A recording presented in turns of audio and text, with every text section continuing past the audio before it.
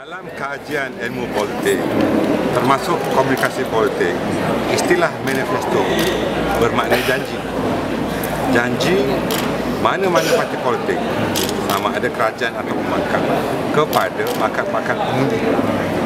Oleh demikian, manifesto PKR adalah janji parti itu apabila pemerintah mahu ditunaikan kepada pengundi dan rakyat keseluruhannya.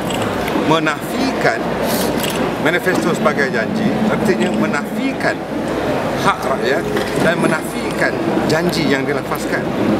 Oleh demikian, apabila mereka menerbitkan manifesto yang akan datang, rakyat harus tahu bahawa janji itu tidak akan ditunaikan.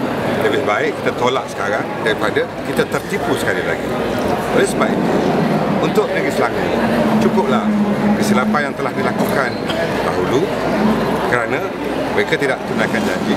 Lebih baik kita tolak manifesto dan janji-janji itu, bukan sekadar Negeri Selangor, malah negeri-negeri yang dikuasai oleh mereka kita tolak, supaya apa yang dilakukan oleh PN dalam manifesto yang pada istilah kita adalah janji, kerana janji itu adalah hutang dan hutang itu perlu dibayar, maka hanya BN yang boleh menunaikan janji itu.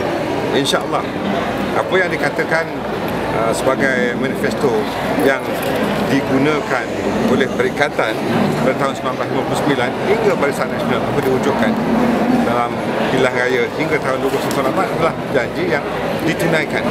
Dan oleh kerana saya kebetulan membuat kajian manifesto BN sebagai asas pada tesis saya tahu sangat bahawa Menteri Besar Selangor tidak tahu bahawa janji itu adalah kontrak sosial yang telah dibuat dan harus ditunaikan. Kalau tidak, maka hak rakyat untuk menolak mereka untuk membentuk semula kerajaan Selangor.